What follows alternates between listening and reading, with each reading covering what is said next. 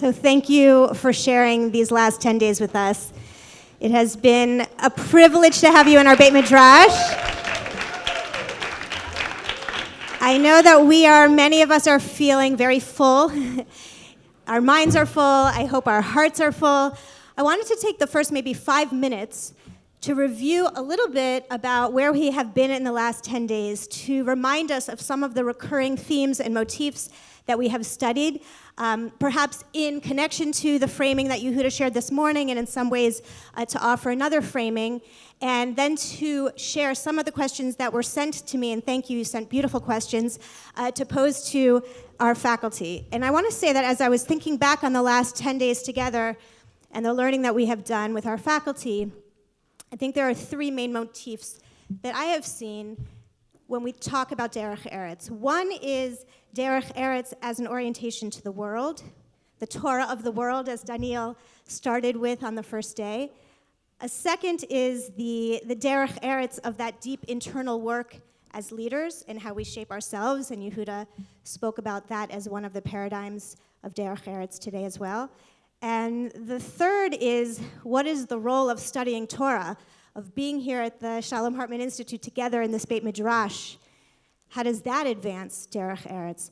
So when I think about that first category, the Torah of the world, exercising morality in the public square, as Yehuda shared this morning, I also want to remind us that there were several faculty members that asked the question about when do we think about Derech Eretz as accepting the world in which we live, going out into the world and seeing the Derech Eretz of the world and working within that Derech Eretz to do our moral work, and when do we need to break from the world and stand in the breach? And so we talked about that. Micha and Yehuda kind of debated that question when they talked about the Derech Eretz of technology. When does our environment, when does the Derech Eretz cultivate habits that actually change our moral character, and therefore we need to recognize the prices, the moral prices we're paying for being in the world in that way. In the case of technology, if the use of technology is decreasing our compassion, do we have to set limits and separate ourselves from that? Or from Yehuda's perspective, when do we need to recognize that this is the Derech Eretz, this is the landscape in which we are now living, and where we can actually exercise our moral leadership? Another time when we addressed this question was on Shabbat with Tal, when Tal presented to us the realities of living in the Middle East, in this landscape, in this environment, and when do we have to be an Aharon and work from within the realities of the world in which we're living, and when do we have to be a Moshe and break away from the world? That's category number 1. Category number 2 is the Derech Eretz of that deep internal work, and what I want to add to Yehuda's recognition of the two theaters in which we exercise morality is the possibility that some of our faculty who were speaking about the internal balance of our character were speaking about it not as the domain in which we exercise morality, but we're speaking about it as the work that leaders need to do internally in order to orient ourselves in the world in different ways, in more effective ways, to be able to be moral actors in the world differently. And so Micha, as an example, I think set a framework for us that several of our faculty followed, which is to look at our inner landscape, as it were, and to see ways in which we may become imbalanced. And for Micha, his focus on humility and hubris, or humility and arrogance in the character of Saul, really taught us that each of us struggle with the challenge of not being so self-focused. And our insecurities, our deep insecurities, is one form of self-focus. Our meekness, our shyness, what will people think of me? And our arrogance is just a flip side of self-focus. I'm the most important person. No one else has anything to teach me. I need love, I need admiration, I need honor all the time. And how do we come to true humility, which is having inner self-worth, which is not generated by constant external validation, but as Aristotle suggested, and Micha shared this with us, how do we see our abilities and our gifts, have an accurate assessment of our abilities and what we can bring to the world, and therefore assume responsibility as leaders and be motivated from within. Chris invited us in a similar way in this crisis of civility to think about how we orient ourselves to the world, how we struggle with engaging with others in the world. But it also involved that inner assessment of when we can be like a Hillel and when we need to be a Shammai, when we need to exercise verse 4 of Proverbs 26, and when we need to exercise verse 5 of Proverbs 26. In other words, when can we put as the virtue civility and patience and listening to the other and meeting them where they are? And when are there issues that have so much moral salience for us that that we need to exercise anger and righteous indignation and break from the other? And that those are both things we struggle from within, and in different times, in different situations, we will need to react differently, and also to have the assessment of ourselves that some of us have the temperament to be able to face the other and engage them with openness and patience, and some of us don't have that temperament. And finally, Malila, continuing this theme of finding inner balance within ourselves and sharing with us some metaphors, whether it's when we're a Moshe and when we're a Shimon Bar Yochai, when we're a Yosef, when we're a Judah. In other words, when are we bringing our greatness to the fore in our interactions, and when do we have to exercise our lowliness? When are we female and when are we male? When are we using our mateh of power strongly, and when are we setting boundaries to that ocean of power that we have, that Yam Suf? And her beautiful insight that sometimes we'll use the wrong tools and we'll still get water from the rock, but how do we have that self-awareness and that inner discipline to balance ourselves and to use our power ethically? So I want to just suggest that in both ways of looking at Derech Eretz, whether it's the world as it is and orienting ourselves to the world, or whether we are looking at Derech Eretz as leaders struggling within our inner personality and character to find the balance we need to be the best leaders we can be, the idea is not focusing on the self, but orienting ourselves to the others. And then I'll just conclude with just a final thought about all of you coming here to this Beit Midrash and the work we're trying to do in studying Torah together. And I just want to circle back to the opening Perkei Avot that I shared in my welcome, Avot 1:15, and Shammai's suggestion that we fixed times of study for ourselves, Aseh Torah Chakeva, and we Mekabel Kol Ha'adam B'Sever Panim Yafot, and we greet every person with a cheerful countenance. And that work of learning, that internal work of learning that helps us orient ourselves to the world in new ways.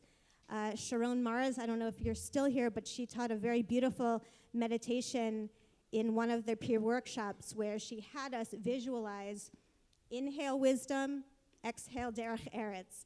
Inhale wisdom, exhale Derech Eretz. And I thought, oh my gosh, that's kind of what we're trying to do at the Hartman Institute. We're trying to inhale Torah together, but each one of us is going to exhale completely differently. And so some of your questions you sent me on email asked us to give you prescriptions for, like, how do I go back to my community and create X program?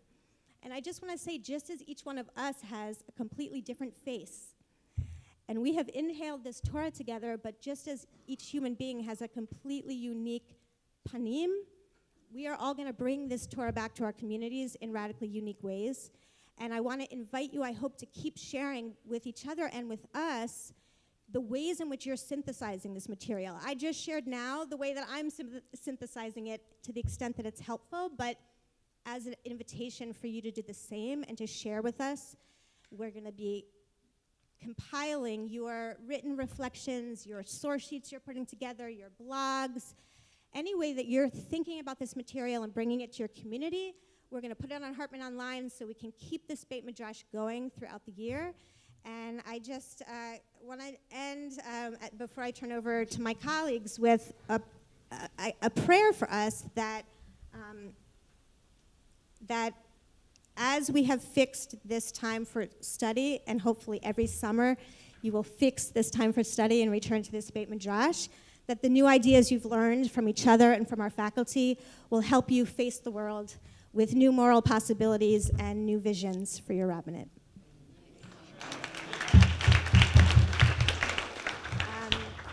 So I want to start with a very personal question. Thank you for all the beautiful questions. We probably won't get to all of them.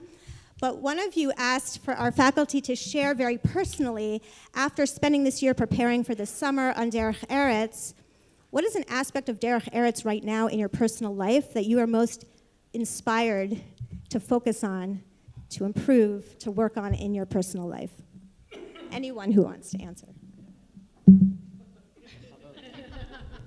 So I'm going to inhale self-consciousness and exhale all of my flaws. So I actually want to answer a different question, if that's okay. Which is, actually, I learned a bunch of things leading up to our lay leadership program and this program, but actually teaching Derech Eretz has actually taught me more than preparing to teach Derech Eretz. So a few weeks ago, a few weeks ago, when the lay leaders were here, a similar question was asked. And at that point, I said that one of my major flaws is that I get triggered easily and I take the bait. So when it comes to patterns of behavior, my pattern is to get triggered by whatever the other person's pattern is to say or to do. And then after I said that, I had conversations with colleagues who actually pointed out to me, no, your pattern is not to get triggered. Your pattern is that you make an assumption about the other person's behavior and where it's coming from, and then you get triggered.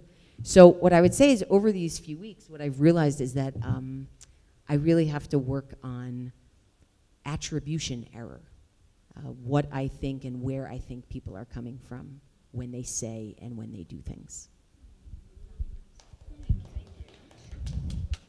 By the way, clap when I do it.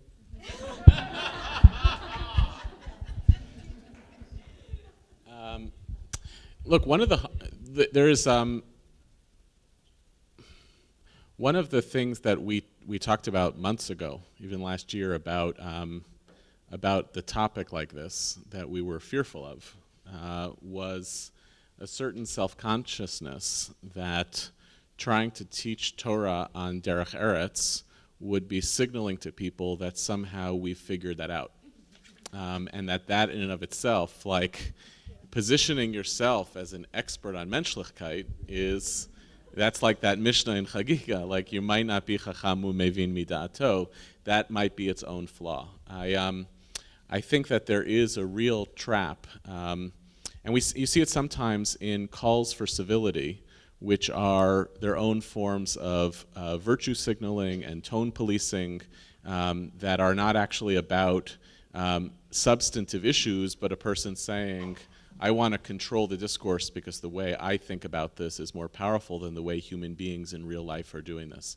So I am sensitive to that. I think the Institute was anxious about that and tried to figure out how could we teach from a place of curiosity and struggle about this question of Derech Eretz without trying to imagine that somehow we figured it out. On a personal level, I struggle a lot with public voice and trying to be a public educator in a whole variety of fora without conveying to people that I feel that I figured it out. And it's very, very hard in this line of work to not get caught up with the amount of feedback that you get in as an indicator or a marker of whether you've said something of substance. I am struggling with that a lot. Hi. My primary flaws are that I work too hard. I demand too much of others. What are the other things we're supposed to put on our CVs when they ask us that question? I'm too much of a perfectionist. I demand so much, and I just never stop. No. In working on this summer, I felt it was and it wasn't that hard to get into this mode, but to be willing to live in the feeling that we're broken, and not to accept brokenness as Derech Eretz, in the first sense, the new normal.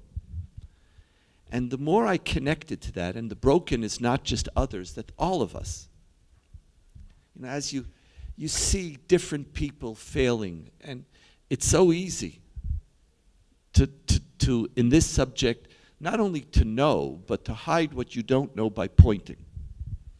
And a very big part of the work and I hope our team reflected it, is that we're all living in a world that's broken, and we're all responsible for it.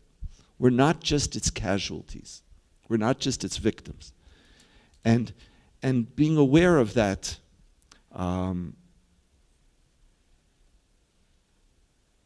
leaves the possibility of tikkun somewhere down the line in the future. So one of the things I was thinking about, the activity of studying Torah together and how that can advance Derech Eretz, was Elana's beautiful shiur, in which the very act of studying a text in a different way, or studying a text we may never have seen before, is a way of imagining possible selves that we didn't imagine before. And part of Derech Eretz is to expand the possible selves available to us and to our community, and to not objectify people. And there was a really beautiful question that came over email about this question of texts that objectify, or texts that are deeply problematic and troubling and go against our values, that asking our faculty, how do you struggle with those texts, with the pain, the disappointment, the anger, the sadness? Are there some lines in which there's a text that you will no longer read or no longer teach? So the Derech Eretz of Torah, of difficult texts. So I find the presence of difficult texts in the tradition, and actually the contradiction between the presence of a difficult text and a counter text that says the opposite moral thing, I find it to be unbelievably liberating, because if you're the inheritors of a canon that is full of contradictions, then you are inheritors of a tradition of people who came before you who made choices within that canon, and of a tradition that recognized that its moral discourse was unfolding. So I find that eliminating those voices out of the tradition actually cultivates a kind of fundamentalism that you become so certain that the tradition has to simply echo what you believe in the here and now. I like having so much brokenness, so much bad stuff in our tradition, because it shows how we have journeyed through history and made choices. It licenses the people of the past. It shows us how the people of the past felt licensed to make choices from within the tradition, how they felt responsible in the journey through history to be accountable for the transmission of that tradition. So I would say the opposite is the case. What does it mean to actually bring those texts that challenge us front and center as a vehicle for actually empowering us to be moral inheritors of our tradition, and to say that one of the ways in which you teach Torah is to say what you fully accept and what you're actually trying to set aside.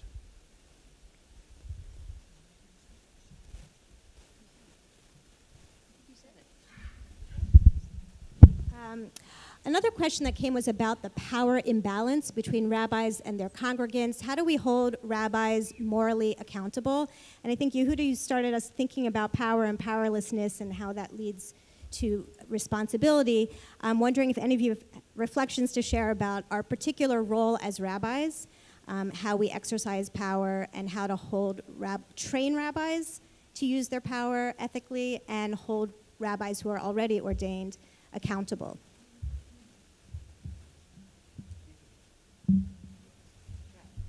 I'll walk into this trap. That sounds good. So I think that the only thing that I can say from the sidelines at this point, though I worked in synagogues for 8 years, is what not to do in terms of trying to train rabbis, which is I don't think that a continuing education class on ethics is the way to do it. And I don't think that a class in rabbinical school is the way to do it. I don't think a class is the way to do it. I think a big question, and I mean, I'm certainly not an expert on this, but I'm learning from Shira Berkovitz, who's starting this organization called Sacred Spaces, who's really thought a lot about this, is she talks a lot about the importance of figuring out what human beings are checks and balances. Who do rabbis check in with? Who talks to the rabbi as an equal, if that ever happens? To whom is the rabbi responsible, not just for what they're allowed to say from the pulpit or not allowed to say from the pulpit, but is there someone who's some sort of ombudsman there? Is there an HR kind of professional in that situation? So I would just say that's what I've learned as I know I walked into a trap because I saw people's facial expressions. I would just say that the sort of difference between teach one and do one, or actually putting people into the situation as opposed to just thoughts and ideas into the situation, is something that seems very important from the people I'm listening to. We had a few questions about the Shalom Hartman Institute and this topic. I'll rephrase them or combine them and to say in what ways did this topic stretch the Shalom Hartman Institute, and what are the ways in which the Shalom Hartman Institute is advancing the work of Derech Eretz in the world?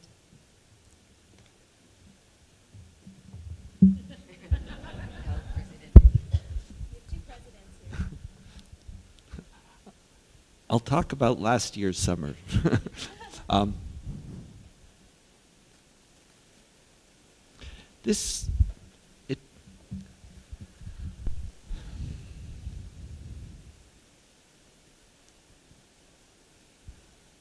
I want to deal with this instead of programmatically at the Hartman Institute, maybe afterwards programmatically, but more conceptually first. See, Hillel teaches us a fundamental principle of Derech Eretz, of what's hateful unto you, do not do unto others. That's a real core, fundamental understanding of how you're supposed to walk in the world. Now, that idea has profound brilliance and profound limitation. Because it says to you that when you see another person, doesn't have to be that complicated. Put yourself, the first thing that you know is what you would like to have when you're in that person's shoes.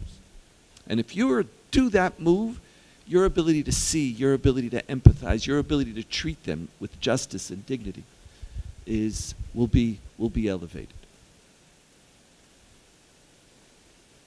The limitation of Hillel's position is what happens if the person who you're meeting is different than you. So you're all trained and prepared to teach others, to treat others the way you would like to be treated. But what happens if they have to be treated differently than the way you would like to be treated?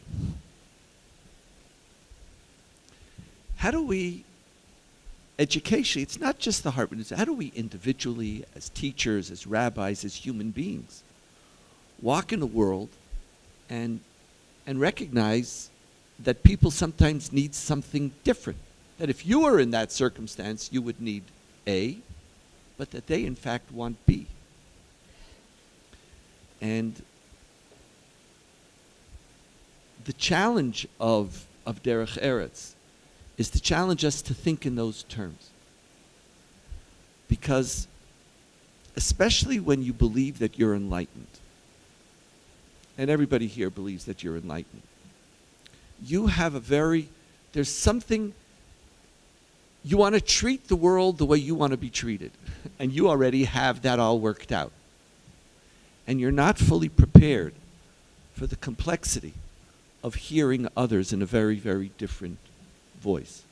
And those others, it could impact dramatically on the way you think about any range of issues, from an other who is a Palestinian to another who is an intermarried couple or a couple who's coming to your whatever how would you know your argument? Well, if I was in your place, I would do A, B, C, and D, and it would be very clear. But how do we engage with an understanding that part of our menschlichkeitness has to also treat people not only the way you would want to be treated, but to treat them the way they would want to be treated?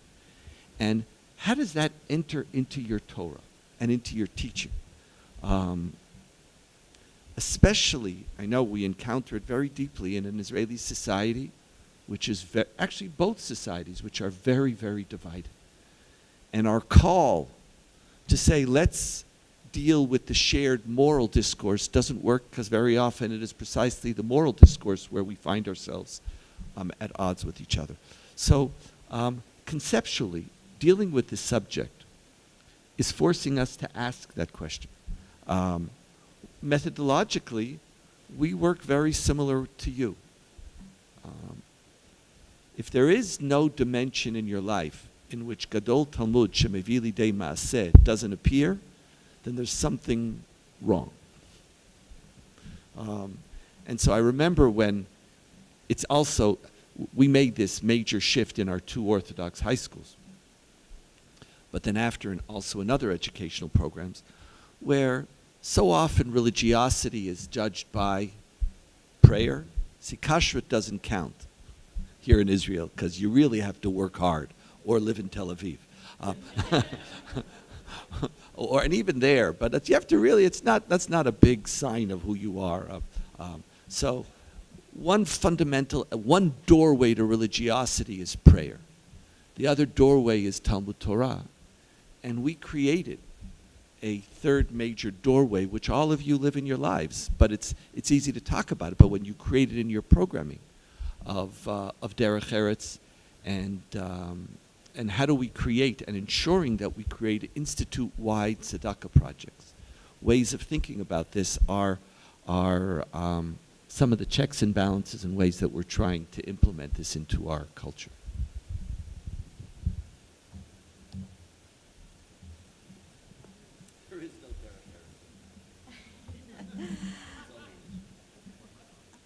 I'll bring just one more question that was posed and then see if our faculty have any questions for each other. One question was, how can you create a curriculum of Derech Eretz for the Jewish people? And a sub-part of that question was, are there parts of the Jewish people that are less interested in this topic, and why? And how can we kind of foster more energy around Derech Eretz for the entire Jewish people?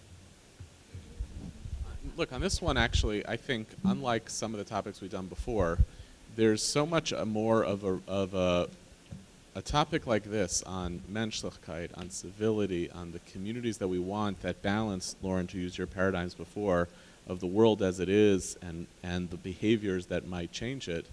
This is one of these places where you need people in community who know their communities best to be much more powerful mediators, translators, and teachers of an ethic of Derech Eretz, much more than, okay, here's the curriculum on Derech Eretz that we're going to give to the world. I actually think a curriculum on Derech Eretz feels to me like there's something very hegemonic about it. This is how everybody should act, and there's no way to get around it. I think actually, in some ways, our faculty, we're struggling to talk about Derech Eretz from a variety of vantage points, a variety of disciplines, with a lot of personal struggle based on their own backgrounds and instincts and where they feel that the moral struggles that they face in the world are.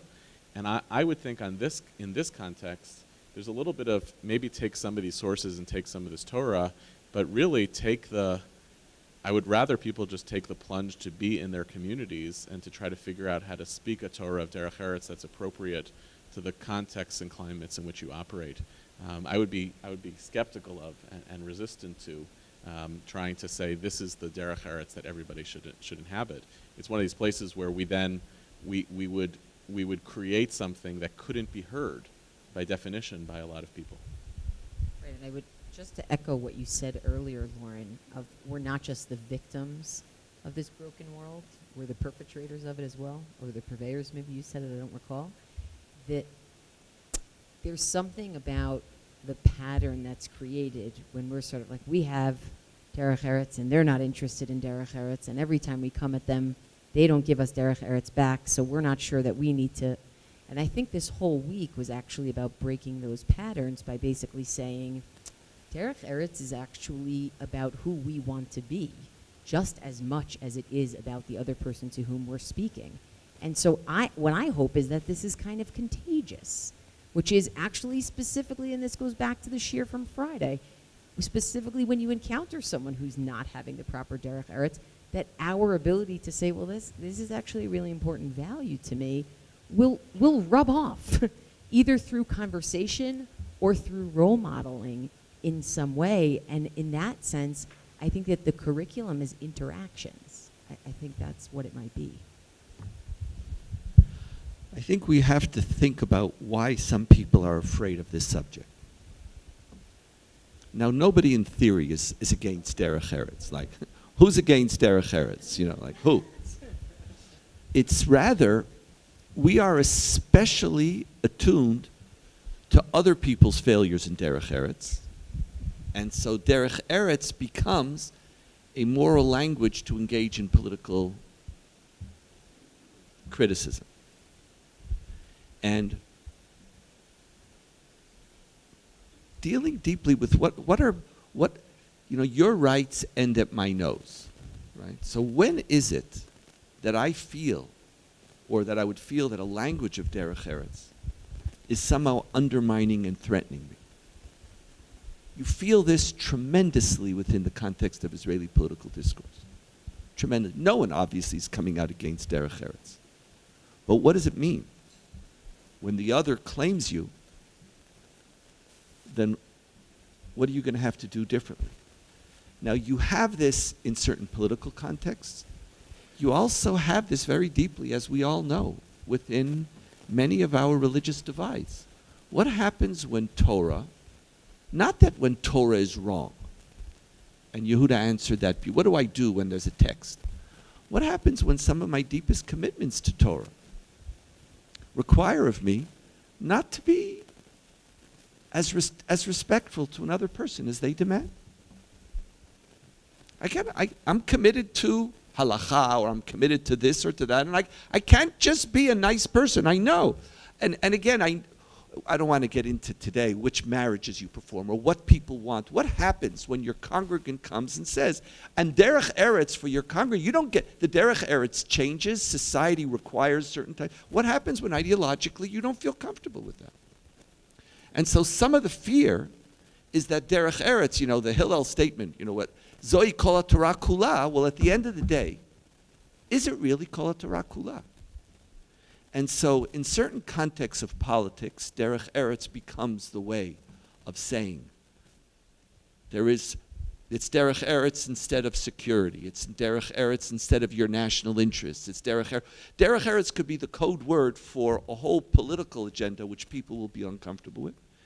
And it could also be a tool which asks itself, and we don't have an answer to it, of what is the place of Derech Eretz, and when does Derech Eretz is not kol Torah kula? When do I have the legitimacy to stop and to say no? I remember, and I won't mention his name, but I remember one of the rabbis, and I've discussed this somewhere, I'm sure, many times. I remember one of the rabbis of RTS and RLI taught me something. And I remember the moment that I learned it, because it had this, I was so certain he was wrong. And I felt so good also. Because, it's not only when someone's wrong, and it's not that you're just intellectually right, but when you're morally right and more sensitive, it was a great moment for me. No, I really wasn't, I was gaining weight from it. It was just a beautiful, and then he said something, and I remember at issue was a community high school in a city which will be unnamed, which would not take children of patrilineal descent. Wouldn't take children of patrilineal descent.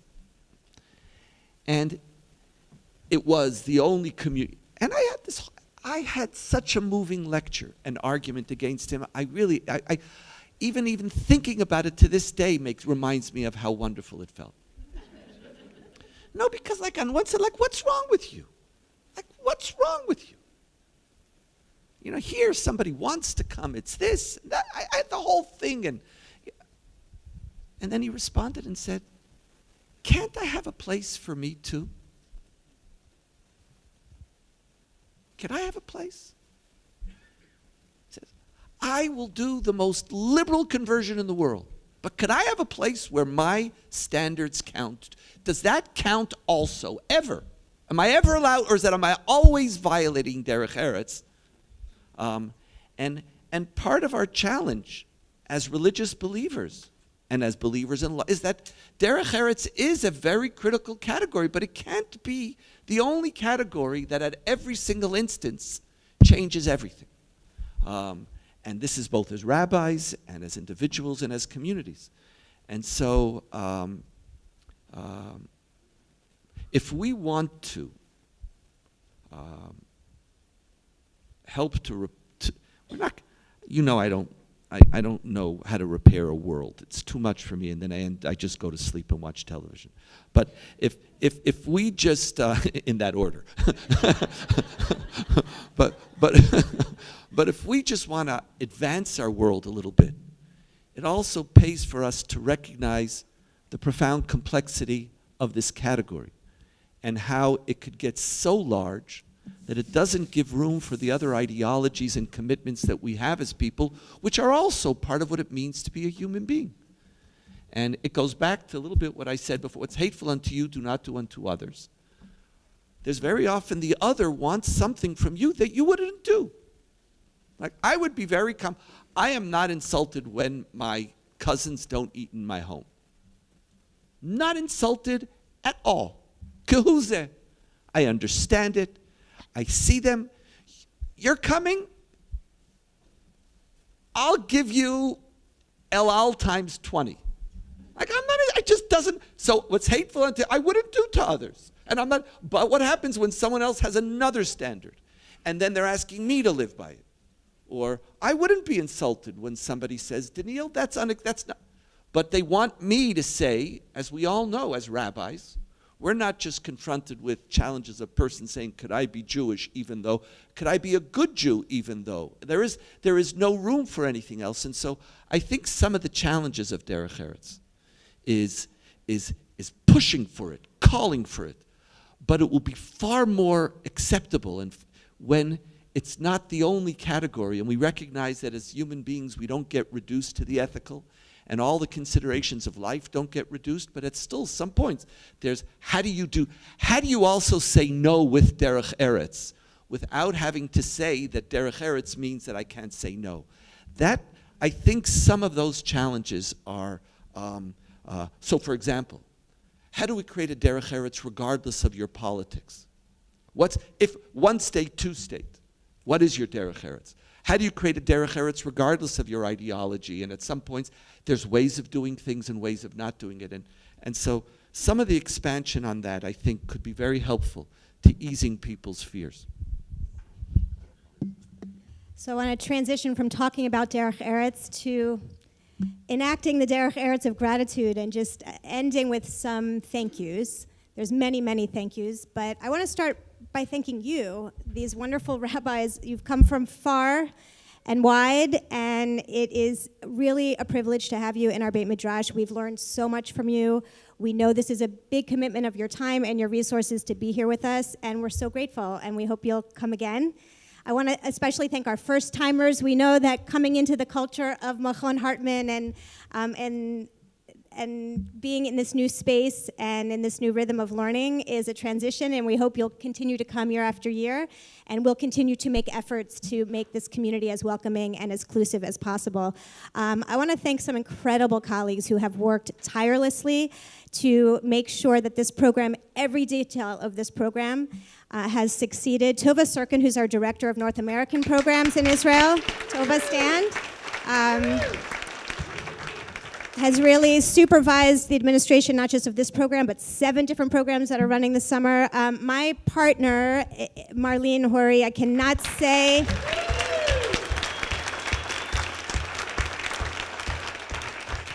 I can't say enough about how hard she has worked tirelessly on every detail of this program. Bitty Roe, is Bitty here? Who is our faculty coordinator. Rachel Scoff, who's helped so much with logistics. Mayrav Fishman, who helped plan our Tiyulim, if Mayrav is here. Levi Morrow, who worked on every source sheet and worked with our faculty on all of their sources. It's a huge job. Yasmin, where's Yasmin Rifkin? Yasmin, I want you all to know that Yasmin just graduated high school and is about to go off to the Army and is mature beyond her years and has really helped us every day with warmth and with care. Thank you. I really could get choked up with my next thank you because the entire maintenance team, I do not have words for how hard they have worked. I want to say all of their names. I want to say all of their names because every chair, every table, every setup, every breakdown, every snack, every meal, the sound, it is a huge amount of work, and they do it with so much derech eretz, with so much love and kavod. Amir, Prosper, Moshe, Alem, Yaniv, Oz, Yaakov, Eres Ben Attar, and Erez Oren, Natan, Ziv, Yvonne, all the temporary workers and guards. You're incredible, and we're so grateful. Thank you. Toda rabah.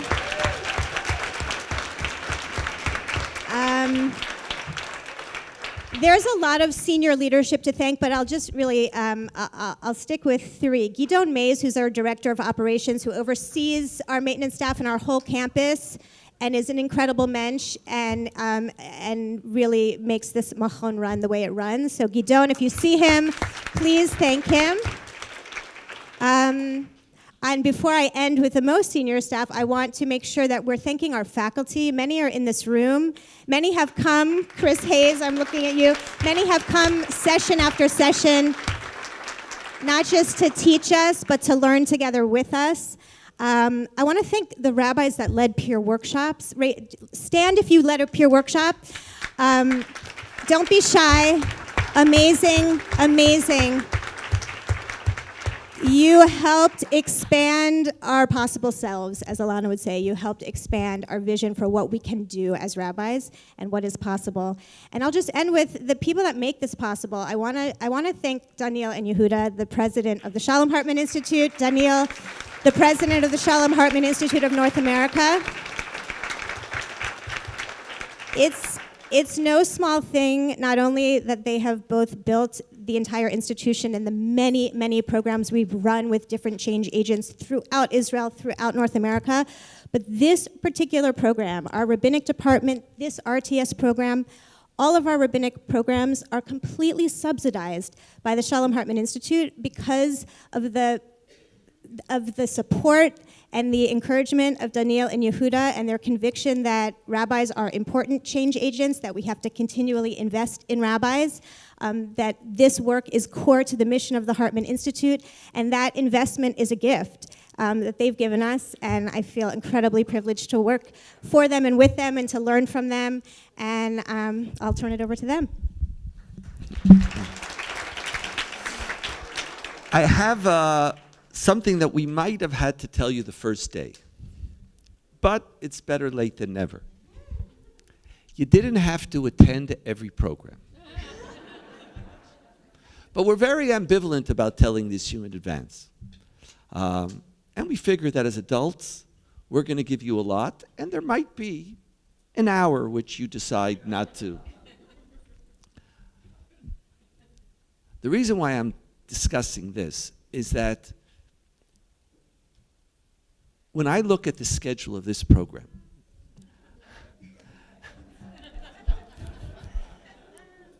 I see Lauren Berkun. Because what do I see? I see somebody who loves you. I see somebody who gets up in the morning and goes to sleep at night and asks, how do I make sure that every single one of you has something. And it gets, if you look, since Lauren's been in the job, not only has the program, not only has the number of rabbis dramatically grown, not only has the nature of the program, the density of the program, the different options, the quality of each different feature, because she looks at every single one of them and she wants to make sure, you know what? You want to miss one session? It's not okay, but I want to make sure that if somebody doesn't want to miss one, what is the whole variety of things that they could touch and could learn from? And if there's a moment that a rabbi or a cantor or a rabbinic student wants to learn, I'm going to give it to them. And she studies every one of your evaluations. And every year, as a result of your evaluations, I have a new idea. I have something else that has to be in here. I have to balance more, etc. Ladies and gentlemen, let's thank Lauren Berkun.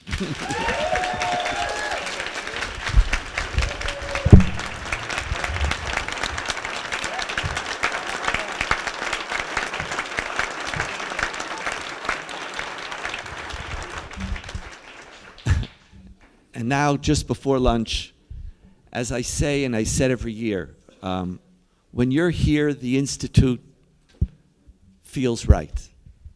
You treated this Institute with tremendous Derech Eretz. Tremendous, tremendous Derech Eretz that we all felt. You weren't small. You didn't nitpick. You studied. You used this Institute. You learned from it. You know, I inherited from my father not only this Institute, I inherited from him a very, very deep belief that the most important people who we have to teach and be with in the Jewish world are rabbis. And that this institution is going to be the most rabbi-loving, cantor-loving institution in the Jewish world. And I just want to tell you that under my watch it will continue, but more so, you make it very, very, very easy. Thank you.